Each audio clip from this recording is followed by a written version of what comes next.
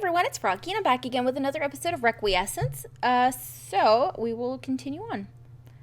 As we speak, he leads me through the dark stone tunnels that the formerly huge cave eventually narrows into. The smell is terrible. My eyes start to water.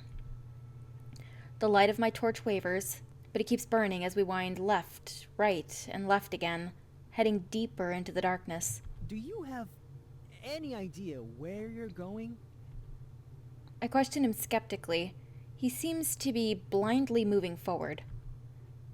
None at all. Well, you see, in my time at the cathedral, I've noticed two things about this place. I will try the none at all again. None at all. We reach an intersection of tunnels, and Damien beckons for me to hand him my torch. I reluctantly comply, offering it out to him. He takes the torch and uses its light to peer into the left tunnel, then the right. After some deliberation, he sets off down the left tunnel, still carrying my torch. I guess I won't be getting that back anytime soon. Damien casts a side glance at me, pursing his lips together. The first thing is that the architecture makes little to no sense. You've noticed it too?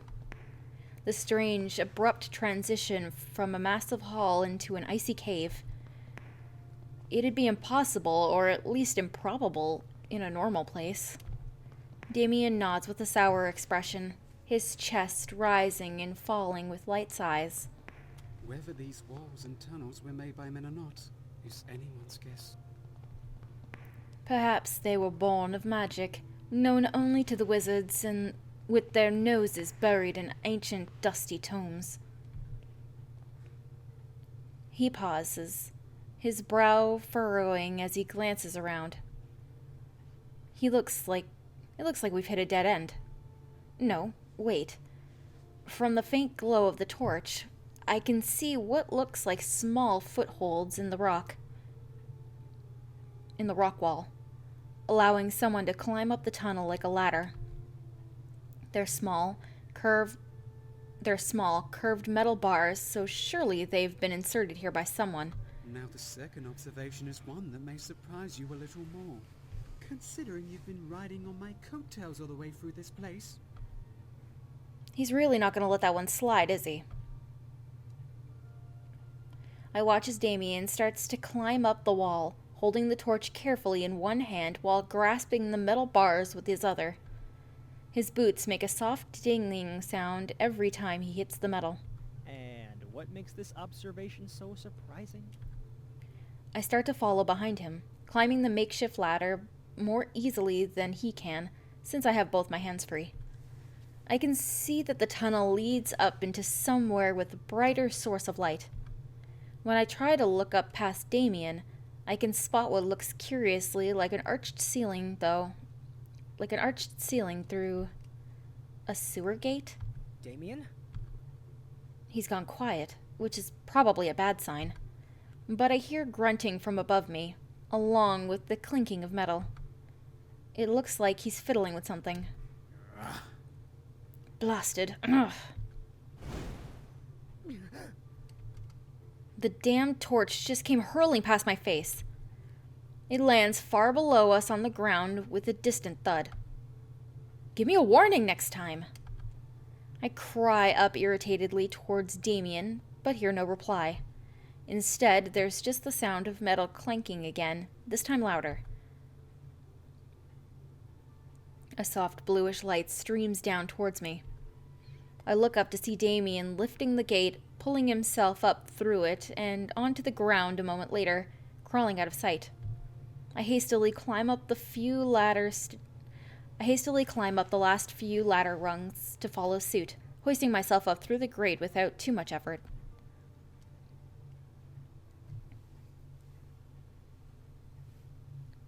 The floor I pull myself onto is cold and smooth, marked out only by the small sewer grate we came out of. Damien sits on the marble tile beside me, staring ahead distractedly. The second observation I've made is that half of the things you see here are nothing but damnable illusions. Illusions? What do you mean, illusions? This doesn't seem... A chill of understanding runs down my spine as I follow Damien's gaze. Through a nearby window, I can see the pale moon through the trees. Trees? Does that mean we're on the surface?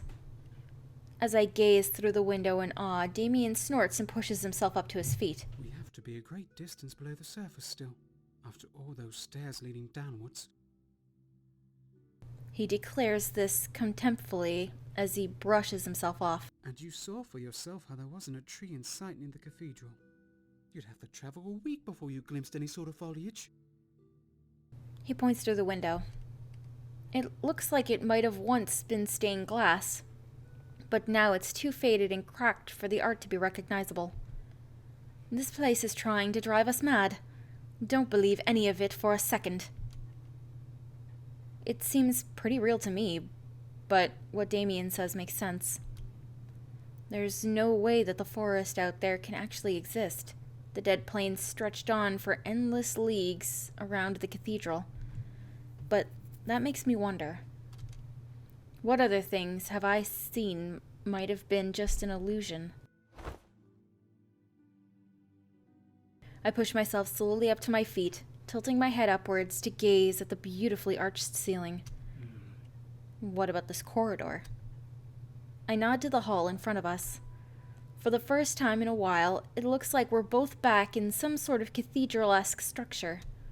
The moonlight streams in through the windows, but the idea that it's not real makes an unpleasant tingle course through me. Damien seems to hesitate at my words, as if he's unsure of how to reply.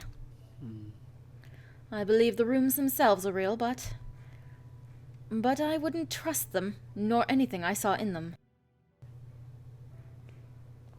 He strides over to one of the windows, rapping his knuckles on the pane with a frown. Gods only know how many illusions I've had leap at my face. How many doors I've had to pass through, only to have them vanish before my eyes, or lead right back to where I was 20 paces prior. I can't help but think his suddenly dark demeanor is a little unsettling, especially since I was getting accustomed to his cheery voice. Then the guilt I felt earlier rushes back to me.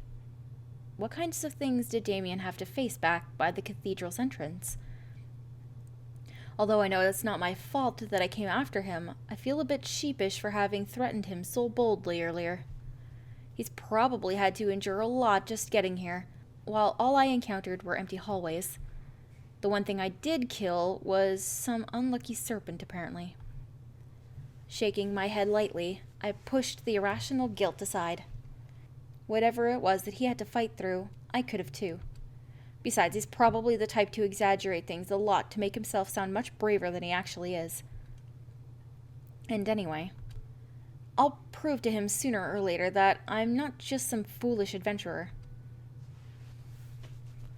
Hefting my pack, I started to walk down the corridor, my footsteps echoing back to me. I hear Damien following closely behind, muttering quietly to himself. In the distance, I can make out a rectangular shape tucked into a corner. When I drew close, I can quickly see that it's an altar, a thin slab of marble that looks very familiar. Damien soon passes me with his long strides, stepping up onto the dais. He props one hand on his hip, then strokes his smooth chin with the other, frowning thoughtfully down at the altar. Awfully decorative, isn't it? Unlike the one back at the entrance of this blasted place. Now that he mentions it, I do notice some differences. There are dried flowers scattered around the altar base, as well as various beads and dull, dust-covered urns. I also noticed a lot of coins scattered around, gleaming tantalizingly in the light.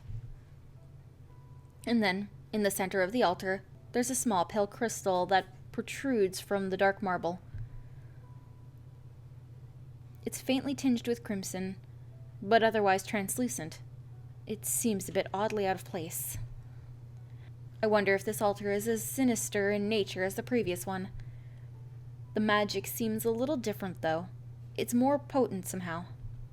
Curiously, I glance up to Damien.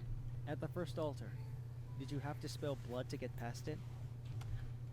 Damien, who was eyeing the small crystal suspiciously, turns to me and lets out a snort. Of course.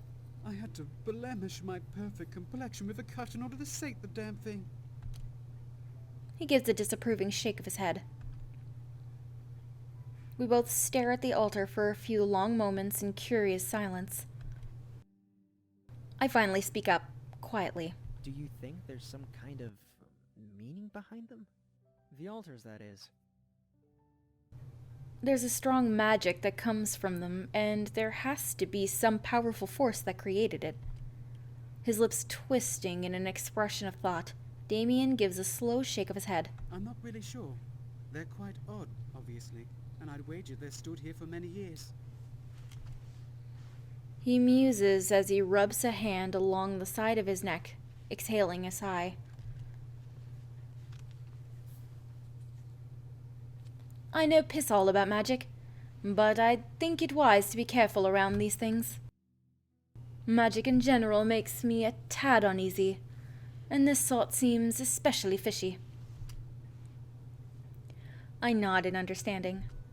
Every mage is acutely attuned to magic, but this magic in particular is overwhelming, like a potent bitterness. Damien raises his head and glances around us briefly, wearing a dissatisfied expression.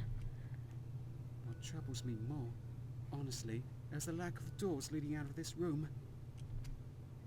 I scan the place skeptically at his words, but it's true. No doors. There has to be some way out of here. Probably the same way that you guys had to get through the other door. I mean, if that crystal is tinged with crimson, then that must be blood, right? A secret passage or something, surely. Damien gives me a dubious look. I'm not going back into those tunnels if that's what you're planning on suggesting. A memory of the horrible smell combined with the discouraging thought of having to backtrack makes me more than a little unhappy. I don't know about you, but it seems like a better idea to explore down there than rot as corpses up here. A dry smirk then rises to his lips as he rolls his eyes at me. What's the matter? Worried the damp floor might stain your boots? I might not survive another journey on the ladder after you nearly burnt me to a crisp with that torch. At that, Damien gives a quiet cough and rubs at the back of his head with his hand.